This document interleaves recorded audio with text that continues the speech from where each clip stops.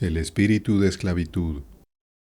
Tomado del libro Depresión Espiritual, por Martin Lloyd-Jones.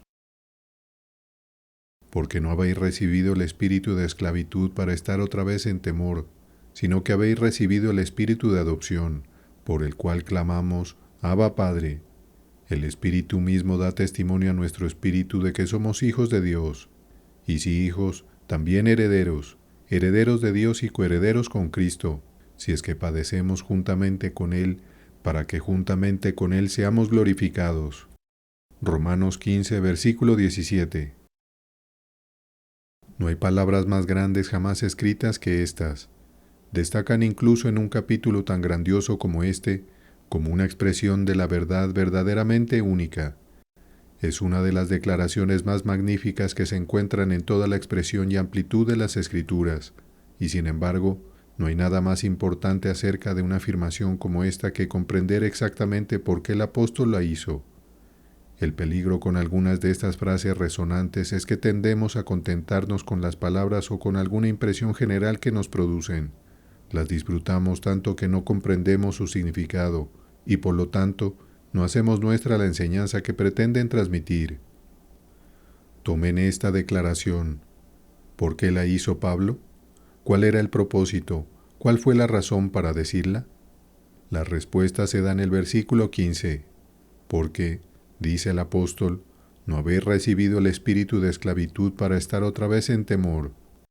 En otras palabras, esta declaración está relacionada con algo anterior, y el apóstol tiene un objetivo muy definido al escribir estas palabras, y es que está ansioso por salvar a estos cristianos romanos de un espíritu de desaliento, de un espíritu de desánimo o depresión. Quizás ya estuvieran sufriendo de ello, pero aunque no lo estuvieran en ese momento, su intención es que nunca lo sufran, y su único objetivo es proveerles un antídoto contra esta depresión, este espíritu de esclavitud, este espíritu de derrota, este espíritu de desaliento que, como hemos visto, siempre amenaza en la vida cristiana. El apóstol no lanza una declaración magnífica como esta sin contexto alguno. No es simplemente una verdad maravillosa que se expresa repetidamente. Surge, como así invariablemente ocurre en los escritos de este gran apóstol, al tratar un problema muy práctico. Estas epístolas que tenemos en el Nuevo Testamento están llenas de doctrina y de teología, y sin embargo, sería incorrecto decir que la colección de epístolas del Nuevo Testamento es un libro de texto de teología. No lo es. Lo asombroso es esto, y es importante tenerlo en cuenta. Estas enseñanzas y doctrinas siempre se introducen con un propósito práctico, con el elemento pastoral en primer plano. Estas cartas son cartas pastorales, escritas principalmente porque el apóstol estaba interesado en ayudar a las personas a disfrutar y vivir efectivamente la fe cristiana que habían creído y aceptado. Es muy importante, por lo tanto, observar exactamente cómo llegó a hacer esta declaración en particular. ¿Cuál es la causa del desaliento en este caso? No es nada menos que el problema de vivir la vida cristiana, el problema, si se quiere, de tratar con el pecado. Pablo ha estado tratando ese problema desde el principio del capítulo 6 de esta poderosa epístola y todavía lo está tratando aquí. Estas personas a quienes él escribe se han convertido y han creído en el Señor Jesucristo, pero ahora enfrentan el problema de vivir esta nueva vida que han recibido en un mundo que es hostil y completamente opuesto a ellos. También deben vivirla frente a ciertas cosas que encuentran dentro de su propia naturaleza. Es una lucha, una batalla. Hay pecado fuera y dentro. Y aquí están estas personas ahora interesadas en seguir al Señor Jesucristo y vivir sus vidas como Él vivió la suya en este mundo. Ahora bien, muy a menudo, es cuando nos enfrentamos a esta pregunta y problema particular que el desaliento y la depresión tienden a aparecer. Ya hemos considerado muchos ejemplos de los diversos medios que el diablo, en su sutileza, utiliza para desanimarnos. Este, nuevamente, es un caso muy común, especialmente en el tipo de personas concienzudas que toman la fe cristiana muy en serio. El tipo de personas que no dicen, ahora que me he convertido todo está bien, sino más bien, esta es una vida grandiosa y gloriosa y debo vivirla. Estamos considerando aquí la peculiar tentación que viene a personas así. ¿Cuál es la esencia de este problema? es que hay una falta de comprensión de ciertas verdades respecto a la vida cristiana, una falta de comprensión de lo que es posible para nosotros como cristianos. En última instancia, es una falta de entendimiento de la doctrina, o, si lo prefieren, es en última instancia otra falta en el ámbito de la fe. Hemos visto varias cosas respecto a la fe. Hemos visto, por ejemplo, que debe ser una actividad. Muchas personas olvidan esto y tienen problemas porque no comprenden que deben aplicar su fe. Luego hemos visto que otros tienen problemas porque no ven que deben continuar y persistir en la aplicación de la fe, que no basta con empezar bien, sino que debemos proseguir y que no podemos relajarnos ni un momento. Pero aquí la dificultad parece ser la de no comprender que la fe debe ser apropiada. Aquí está la verdad ante nosotros, pero si no la hacemos nuestra, no nos ayudará. La falta de comprensión de esto es una de las cosas más notables del ser humano como resultado del pecado. Todos debemos haberlo notado. ¿No les ha pasado cuando han leído un pasaje de las Escrituras que han leído muchas veces antes y que pensaban conocer, y de repente descubren que cobra vida y les habla de una manera que nunca lo había hecho antes? Todos debemos haber tenido este tipo de experiencia muchas veces. Qué fácil es leer las Escrituras y dar una especie de asentamiento nominal a la verdad, y sin embargo, nunca apropiarnos de lo que nos dice. Creo que es la esencia misma de este problema particular que estamos considerando ahora, porque siempre tiende a producir lo que el apóstol llama un espíritu de esclavitud. No habéis recibido el espíritu de esclavitud para estar otra vez en temor.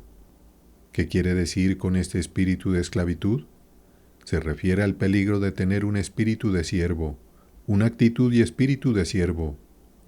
La actitud de esclavo surge generalmente de la tendencia a convertir la vida cristiana y el vivir la vida cristiana en una nueva ley, en una ley superior. Pienso en personas que tienen muy claro su relación con la ley, los 10 mandamientos o la ley moral, como camino de salvación. Han visto claramente que Cristo los ha librado de eso y que solo Él podrá hacerlo. Saben que sus propios esfuerzos nunca les permitirán cumplir la ley. Ven que Cristo nos ha redimido de la maldición de la ley. Están muy claros en cuanto a su justificación. Sin embargo, ahora comienzan a mirar positivamente la vida cristiana y de una manera muy sutil, de manera inconsciente para ellos mismos, la convierten en una nueva especie de ley, con el resultado que caen en un espíritu de esclavitud y servidumbre. Piensan en la vida cristiana como una gran tarea que deben asumir y a la cual deben ahora aplicarse. Han leído el Sermón del Monte y se dan cuenta que es una representación de la vida cristiana, la vida que desean vivir. Se vuelven a otras enseñanzas de nuestro Señor registradas en los Evangelios y las encuentran allí. Luego pasan por las epístolas y ven allí las instrucciones detalladas que los apóstoles dan y dicen, esa es la vida cristiana. Y habiéndola encontrado así, la consideran como algo que deben asumir y poner en práctica en su vida diaria. En otras palabras, la santidad se convierte en una gran tarea para ellos y comienzan a planificar y organizar sus vidas e introducir ciertas disciplinas para permitirles llevarla a cabo. Esta actitud se ve de manera clásica en la Iglesia Católica Romana y en su enseñanza, en toda la idea del monasticismo, que no es sino una gran exhibición de esta misma cosa. Allí tienen a hombres y mujeres que, confrontados con la verdad cristiana, dicen, obviamente, la vida cristiana es una vida alta y exaltada, y si alguien va a vivir esa vida exitosamente, debe ser un asunto de dedicación total. Llegando aún más lejos dicen, no se puede hacer eso, y continúan en los negocios o en alguna profesión, o de hecho, en el mundo en absoluto. Hay que separarse del mundo, hay que salir de él, y lo hacen. Ahora bien, esa es la forma extrema de esta idea de que la santidad y el cultivo de la santidad y la vida espiritual es una ocupación a tiempo completo, y que uno debe dedicarse exclusivamente a ello y tener sus reglas para poderla vivir. Esto, según el apóstol Pablo, no es más que un espíritu de esclavitud, pero apenas necesito decir que esto no se limita a los católicos romanos, ni a otros que se llaman a sí mismos católicos. Puede ser bastante común, y de hecho es bastante común, entre los cristianos evangélicos. Podemos imponernos fácilmente una nueva ley. Por supuesto, no la llamamos ley. Y si nos diéramos cuenta de que nos estamos colocando bajo una ley, no lo haríamos, pero aún así hay una tendencia a hacerlo. Puedo probarlo con las frecuentes referencias a esto en las diversas epístolas del Nuevo Testamento. Consideren el argumento de Pablo al escribir a los Colosenses, donde tiene un pasaje específico que trata de este asunto. Escúchenlo expresar de esta manera al final del capítulo 2. Por tanto, nadie os juzga en comida o en bebida, o en cuanto a días de fiesta, luna nueva o días de reposo, todo lo cual es sombra de lo que ha de venir, pero el cuerpo es de Cristo. Nadie os prive de vuestro premio, afectando humildad y culto a los ángeles, entremetiéndose en lo que no ha visto, vanamente hinchado por su propia mente carnal, y no haciéndose de la cabeza, en virtud de quien todo el cuerpo, nutriéndose y uniéndose por las coyunturas y ligamentos, crece con el crecimiento que da Dios. Pues si habéis muerto con Cristo en cuanto a los rudimentos del mundo, ¿por qué, como si vivieses en el mundo, os sometéis a preceptos tales como no manejes, ni gustes, ni aun toques, en conformidad a mandamientos y doctrinas de hombres, cosas que todas se destruyen con el uso?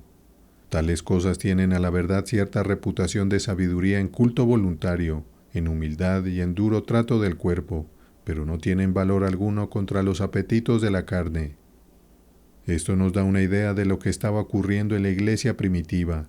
Una especie de monasticismo estaba surgiendo, de una manera sumamente insidiosa. Ya no está presente entre nosotros en esa forma particular, pero la tendencia, la tentación, sigue allí. Nuevamente, Pablo al escribir a Timoteo tiene que advertir contra exactamente la misma cosa. Escúchenlo en la primera epístola a Timoteo, capítulo 4. Pero el Espíritu dice claramente que en los postreros tiempos algunos apostatarán de la fe, escuchando espíritus engañadores y a doctrinas de demonios, por la hipocresía de mentirosos que, teniendo cauterizada la conciencia, prohibirán casarse y mandarán abstenerse de alimentos que Dios creó para que con acción de gracias participasen de ellos los creyentes y los que han conocido la verdad. Eso es algo, ciertamente, que sigue siendo bastante común. Recuerdo muy bien el caso de una dama cristiana evangélica que había dejado de comer carne. Ella creía que podía demostrar con claridad que un cristiano no debería comer carne porque el animal primero tenía que ser matado, y eso era una violación del espíritu de amor. Ahora bien, allí había una dama que se había impuesto una ley. ¿Cuál era su objetivo? Era, según ella, vivir verdaderamente la vida cristiana. Tomaba el cristianismo muy en serio, era una cristiana evangélica, estaba muy clara en cuanto a la justificación por la fe, pero inconscientemente estaba convirtiendo la vida cristiana y el vivir en una nueva ley que se había impuesto a sí misma. Ese pasaje que acabo de citar sobre los espíritus engañadores que prohíben casarse y prohíben comer ciertos alimentos debería bastar para mostrar lo que el apóstol quiere decir con este espíritu de esclavitud para estar otra vez en temor. Intentemos interpretar esto en términos de ciertas cosas que se ven en el país en la actualidad, esta tendencia de imponer nuevas leyes a las personas cristianas. Más adelante en esta serie espero poder regresar y tratar esto con más detalle, pero aquí está en principio. Este espíritu de esclavitud siempre trae consigo a su paso un espíritu de temor, porque no nos ha dado Dios espíritu de cobardía, dice Pablo al escribir a los Gálatas, pero aquí lo expresa así: ¿no habéis recibido el espíritu de esclavitud para estar otra vez en temor? Entonces, ¿en qué sentido produce esto un espíritu de temor? En primer lugar, tiende a producir un temor equivocado de Dios. Hay un temor correcto de Dios y lo descuidamos e ignoramos bajo nuestro propio riesgo. Pero también hay un temor equivocado de Dios y ese es un temor cobarde, un temor que lleva en sí castigo. Estas personas, sugiero, tienden a desarrollar este tipo de temor equivocado. Consideran a Dios como un capataz, lo ven como alguien que está constantemente vigilando para descubrir fallas e imperfecciones en ellos y castigarlos en consecuencia. Otros piensan en Dios solo como en un severo legislador en la distancia. Esto es muy evidente en esa tendencia católica a la que ya me he referido, pero es igualmente cierto en cada manifestación de este problema en particular. Dios como alguien lejano en la distancia y como el gran legislador únicamente. Pero no es solo un temor a Dios, también es un temor a la grandeza de la tarea. Habiendo delineado la tarea para ustedes mismos, ahora comienzan a temerla. Por eso piensan que solo pueden vivirse si uno se separa del mundo, y que una persona no puede estar en los negocios ni participar en alguna profesión y vivir la vida cristiana. Así se convierte en una especie de pavor y terror. Le tienen miedo. Esa es su actitud hacia la vida cristiana. No tienen alegría en ella porque la magnitud de la tarea es algo que les llena de un espíritu de temor, y están preocupados por ustedes mismos y por la posibilidad de vivir de esta vida tal como debe vivirse. Luego, otra forma en que se manifiesta este espíritu de temor es que tienden a temer, de manera incorrecta, el poder del diablo. Ahora tengo que matizar cada una de estas afirmaciones. Existe un temor correcto hacia el diablo. Encontrarán esto mencionado en la epístola de Judas, también en la segunda epístola de Pedro. Hay personas frívolas y espiritualmente ignorantes que hacen bromas sobre el diablo simplemente porque son completamente ignorantes de él y de su poder. Pero, por otro lado, no debemos someternos a un temor cobarde del diablo. Estas personas lo están porque son conscientes de su poder. Son personas espirituales. Esa es una tentación peculiar para algunos de los mejores, y ven este gran poder, el poder del diablo, puesto en su contra, y tienen miedo. Luego, también temen el pecado que está dentro de ustedes mismos. Pasan su tiempo condenándose y hablando sobre la negrura y oscuridad de sus propios corazones. Nuevamente, debemos mantener el equilibrio. El cristiano que no conoce su propia pecaminosidad y la negrura de su propio corazón es un mero niño en la fe cristiana. De hecho, a menos que tenga algún conocimiento de ello, cuestiono si realmente está en la fe cristiana. Claramente, según las Escrituras, las personas que no son conscientes del pecado que mora en ellos son o principiantes o de lo contrario, son no regenerados. Pero esto es muy diferente de tener este espíritu de temor, de estar en esta condición en la que simplemente viven una vida de despreciar placeres y vivir días laboriosos. Ahora, esto no es tan común hoy en día. Me siento tentado a decir, lamentablemente, que los cristianos modernos son demasiado saludables. Nuestro problema particular es que somos demasiado saludables y alegres. Si retroceden al siglo pasado, al siglo anterior y al anterior a ese, encontrarán esta otra tendencia, esta tendencia de estar siempre en luto y nunca regocijándose. De hecho, algunos casi llegaron al punto de decir que si uno se regocijaba, había algo mal en él. Ahora, eso nuevamente es ser culpable de tener un espíritu de temor debido a una aguda conciencia de poder del pecado que mora dentro. En otras palabras, puedo resumirlo así: el espíritu de temor que resulta del espíritu de esclavitud en este tipo de cristiano es, en última instancia, un temor de sí mismos y un temor al fracaso. Dicen, he llegado a esta vida cristiana, sí, pero la pregunta es, ¿puedo vivirla? Es tan maravillosa, tan espléndida, tan elevada. ¿Cómo voy a vivir una vida así? ¿Cómo puedo esperar alcanzar tales alturas? Y con esta conciencia de su propia debilidad, de la grandeza de la tarea y del poder del diablo, entran en este espíritu de esclavitud y se sienten agobiados y turbados, preocupados y llenos de temores. Es a esas personas en esa condición a quienes el apóstol se dirige y les dice: ¿no habéis recibido el espíritu de esclavitud para estar otra vez en temor? Como diciendo, estaban en este espíritu de esclavitud y temor, pero han sido sacados de él. ¿Por qué regresar a él? ¿Cuál es el antídoto para esta condición? El apóstol da un esquema en esta magnífica declaración. ¿Cuál es la respuesta? Es que debemos comprender la verdad acerca de la doctrina del Espíritu Santo y la morada del Espíritu Santo en el cristiano. Ese es el mensaje, y eso, según el apóstol, se manifiesta de dos maneras. La primera es que al enfrentar esta tarea poderosa y gloriosa de negarse a sí mismo, tomar su cruz y seguir al Señor Jesucristo, me doy cuenta de que debo andar por este mundo como Él anduvo.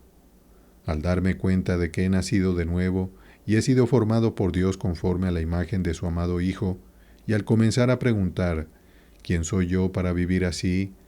¿Cómo puedo esperar lograrlo? Aquí está la respuesta.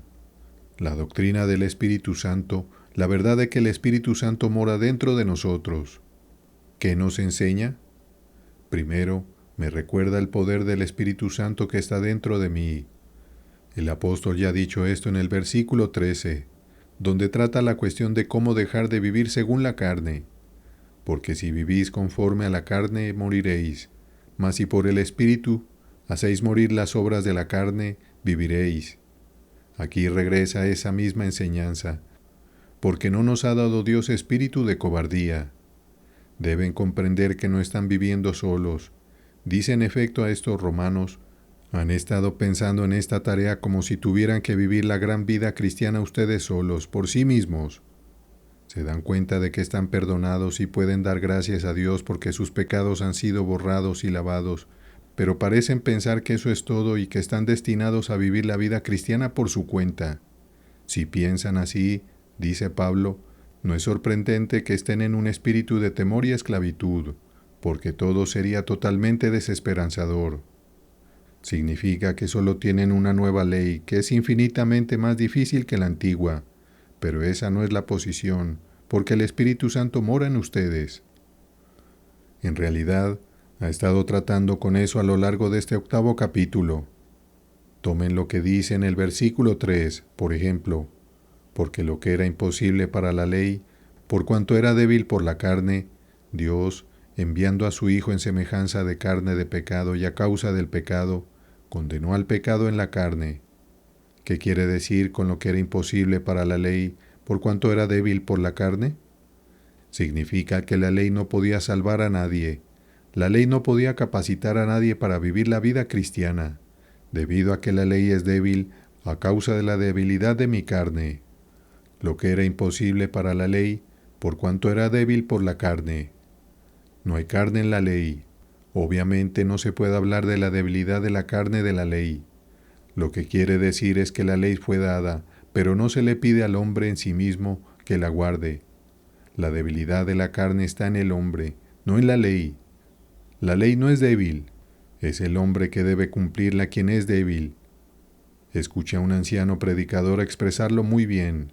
Nos dio una imagen de un hombre cavando en un jardín con una pala, y mientras continuaba cavando, el mango de la pala se rompía una y otra vez. Señaló que no había nada malo en la pala como tal. Estaba bien, pero el mango era demasiado débil. La pala en sí era fuerte y hecha de hierro. La falla estaba en el mango que era de madera, y por lo tanto débil. Esa es la imagen.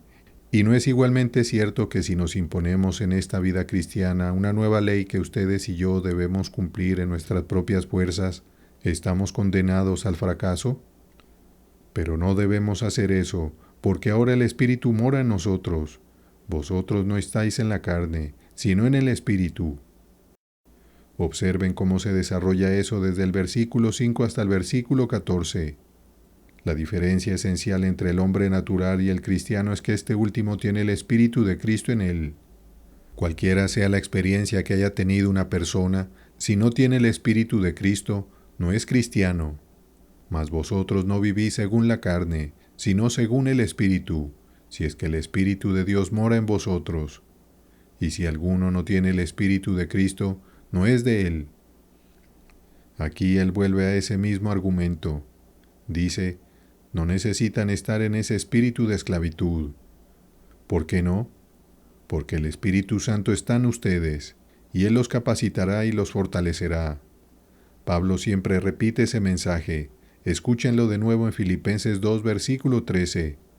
Porque Dios es el que en vosotros produce así el querer como el hacer, por su buena voluntad. Ocupaos en vuestra salvación. ¿Cómo?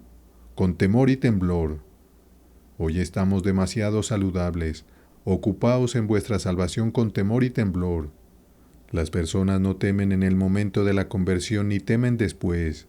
No conocen el significado de temblar. Ocupaos en vuestra salvación con temor y temblor, porque Dios es el que en vosotros produce así el querer como el hacer, por su buena voluntad. Ese es el espíritu nuevamente. Esta es la forma de deshacerse del espíritu de esclavitud y de ese falso espíritu de temor. Debemos comprender que el Espíritu de Dios está en nosotros. Debemos mirar hacia Él, buscar su ayuda y confiar en Él. Eso no significa que debamos ser pasivos. Significa que creemos que mientras luchamos, Él nos fortalece. Ni siquiera nos habríamos molestado en esforzarnos si Él no nos hubiera impulsado a hacerlo.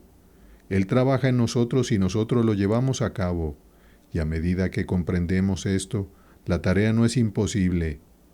Pablo en el pasaje paralelo en el 4º capítulo de Gálatas dice: Dios envió a vuestros corazones el espíritu de su Hijo, el espíritu de su propio Hijo. Comprendemos como cristianos que tenemos dentro de nosotros el Espíritu Santo mismo que estaba en el Hijo de Dios cuando estuvo aquí en la tierra. El Padre da el Espíritu, y es el mismo Espíritu que estaba en el Hijo el que nos es dado. El Espíritu que lo capacitó a Él nos capacitará a nosotros. Ese es su argumento. Permítame apresurarme hacia el segundo principio. La presencia del Espíritu Santo en nosotros nos recuerda nuestra relación con Dios. Esto es algo maravilloso. No habéis recibido el espíritu de esclavitud para estar otra vez en temor, sino que habéis recibido el espíritu de adopción, por el cual clamamos Abba Padre. La presencia del Espíritu Santo dentro de nosotros nos recuerda nuestra filiación. Sí, nuestra filiación adulta. No somos infantes. El término mismo significa que somos hijos adultos y hemos alcanzado la madurez. Somos hijos en el sentido más pleno y poseemos nuestras facultades. La clara comprensión de esto elimina el espíritu de esclavitud y el temor. No elimina la reverencia y el temor de Dios, pero sí elimina el temor que trae el espíritu de esclavitud. ¿Cómo lo hace? Pues nos permite ver que nuestro objetivo al vivir la vida cristiana no es simplemente alcanzar un cierto estándar, sino agradar a Dios porque Él es nuestro Padre, el espíritu de adopción por el cual clamamos Abba Padre. El esclavo no tenía permitido decir Abba, y ese espíritu de esclavitud no considera a Dios como Padre. No ha comprendido que Él es el Padre, aún lo considera como un juez que condena, pero eso es incorrecto. Como cristianos debemos aprender a apropiarnos por fe del hecho de que Dios es nuestro Padre. Cristo nos enseñó a orar Padre nuestro. Este Dios eterno, eterno para siempre, se ha convertido en nuestro Padre, y en el momento en que lo comprendemos, todo tiende a cambiar. Él es nuestro Padre y siempre cuida de nosotros, nos ama con un amor eterno. Nos amó tanto que envió a su unigénito Hijo a este mundo y a la cruz para morir por nuestros pecados. Esa es nuestra relación con Dios, y en el momento en que lo comprendemos, todo se transforma. De ahora en adelante, mi deseo no es guardar la ley, sino agradar a mi Padre. Sabemos algo sobre eso por la naturaleza. El amor filial, la reverencia filial y el temor filial son tan diferentes de aquel viejo temor servil. Se basa en el deseo de agradar a nuestro Padre, y en el momento en que entendemos eso, perdemos el espíritu de esclavitud. Nuestra vida cristiana ya no es una cuestión de reglas y regulaciones, sino más bien nuestro deseo de mostrarle nuestra gratitud por todo lo que Él ha hecho por nosotros. Sin embargo, eso no agota el asunto. El Espíritu mismo da testimonio a nuestro espíritu de que somos hijos de Dios, y si hijos, también herederos, herederos de Dios y coherederos con Cristo. Ven el argumento, la lógica inevitable. Si somos hijos de Dios, debemos estar relacionados con el Señor Jesucristo. Él es el primogénito entre muchos hermanos, y estamos relacionados con Dios como hijos y herederos. ¿Han notado alguna vez lo asombroso que dice Juan en el capítulo 17, versículo 23? Escuchen a nuestro Señor mientras ora al Padre. Yo en ellos y tú en mí, para que sean perfectos en unidad, para que el mundo conozca que tú me enviaste, y que los has amado a ellos como también a mí me has amado. Nuestro Señor dice allí que Dios el Padre nos ama como amó a Él, el Hijo unigénito. Entonces, empezamos a darnos cuenta de esto, que ahora somos hijos de Dios, hijos de Dios. Tenemos esta nueva dignidad, esta nueva posición, este nuevo estatus, esta gloriosa posición en la que nos encontramos. Regresen nuevamente a esa oración sumo sacerdotal y observen cómo nuestro Señor dice que debemos glorificarlo en este mundo, exactamente como Él glorificó a su Padre. ¿Han comprendido eso? Esa es la vida cristiana, esa es la razón de vivir la vida cristiana, es comprender que pertenezco a Dios y que debo glorificarlo. Esa es la forma en que debo verlo. ¡Qué posición tan maravillosa! Y el Espíritu está en mí y me está capacitando para hacerlo. Él transforma mi perspectiva y pierdo el espíritu de esclavitud. De nuevo lo comprendo de esta manera. Comprendo que el Espíritu Santo está morando en mí. Ese es el argumento de Pablo en el 6º capítulo de Primera de Corintios. ¿O ignoráis que vuestro cuerpo es el templo del Espíritu Santo? Esa es la forma de vencer los pecados de la carne. Constantemente me encuentro teniendo que hacerle esta pregunta a las personas. Vienen a mí con algún problema o dificultad y dicen, he estado orando sobre esto. Y yo les digo, amigos, ¿se dan cuenta de que su cuerpo es el templo del Espíritu Santo? Esa es la respuesta. Lo digo de nuevo con el riesgo de ser malinterpretado, pero tales amigos en cierto modo necesitan orar menos y pensar más. Deben recordarse a sí mismos que sus cuerpos son templos del Espíritu Santo que habita en nosotros. La oración es siempre esencial, pero el pensamiento también es esencial, porque la oración puede ser solo un mecanismo de escape, casi a veces un clamor en la oscuridad de personas desesperadas y derrotadas. La oración debe ser inteligente, y solo a aquellos que comprenden que sus cuerpos son templos del Espíritu Santo, se les dará la respuesta y vendrá el poder. Finalmente, por supuesto, el Espíritu Santo en nosotros nos recuerda nuestro destino. Y si hijos, también herederos, herederos de Dios y coherederos con Cristo. Esa es la manera de ver la vida cristiana. Pablo constantemente usa este argumento y con frecuencia termina diciendo lo que expresa de manera tan gloriosa en los últimos 2 versículos de Romanos 8. El cristiano está absolutamente seguro de su destino. Está convencido más allá de toda duda de que ni la muerte ni la vida, ni ángeles ni principados ni potestades, ni lo presente ni lo porvenir, ni lo alto ni lo profundo, ni ninguna otra cosa creada nos podrá separar del amor de Dios, que es en Cristo Jesús Señor nuestro. No se trata de mantener un estándar, no se trata de esforzarse en vano por hacer algo, se trata de prepararse para el lugar al que se dirigen. La manera de deshacerse del espíritu de esclavitud y temor es saber que, si son hijos de Dios, están destinados al cielo y a la gloria, y que todas las cosas que ven dentro y fuera de ustedes no pueden impedir que ese plan se cumpla. Así que la vida cristiana es una cuestión de prepararse para eso. Esta es la victoria que vence al mundo, nuestra fe. ¿Fe en qué? Fe en nuestro destino final. O bien como lo expresa Juan en su primera epístola, capítulo 3, versículo 2. Amados, ahora somos hijos de Dios, y aún no se ha manifestado lo que hemos de ser, pero sabemos que cuando Él se manifieste, seremos semejantes a Él, porque le veremos tal como Él es. ¿A qué nos lleva eso? Nos lleva a lo que leemos en el versículo siguiente. Y todo aquel que tiene esta esperanza en Él, se purifica a sí mismo, así como Él es puro. Nada es tan eficaz para promover la santidad como comprender que somos herederos de Dios y coherederos con Cristo, que nuestro destino es cierto y seguro, y que nada puede impedirlo. Al darnos cuenta de esto, nos purificamos así como Él es puro, y sentimos que no hay tiempo que perder. Ese es el argumento del apóstol en estos 3 versículos y es todo práctico. Esa es la manera de vivir la vida cristiana. No la conviertan en una ley, sino comprendan que han recibido el Espíritu Santo. Luego desarrollen este tema. Su Padre los está cuidando. Él vela por ustedes. Sí, permítame usar el lenguaje bíblico. Él está celoso de ustedes porque le pertenecen. Ustedes pertenecen a Cristo, son sus hermanos. El Espíritu Santo mora en su propio cuerpo y están destinados a la gloria. Pues bien, ¿qué significa eso? Al contemplar tal destino digan, toma mi alma tu completa salvación, levántate sobre el pecado, el miedo y el cuidado, gozo al hallar en cada estación algo aún que hacer o soportar. Piensa qué espíritu mora en ti, qué sonrisa de un padre es tuya, qué Salvador murió para ganarte.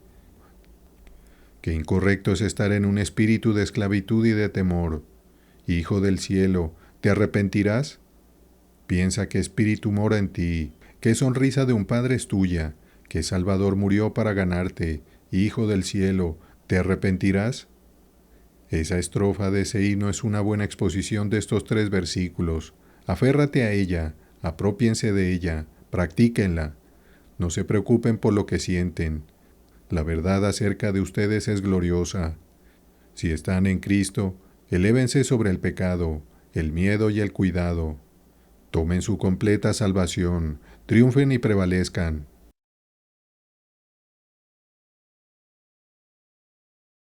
El espíritu de esclavitud. Por Martin Lloyd Jones. Colgado en el madero.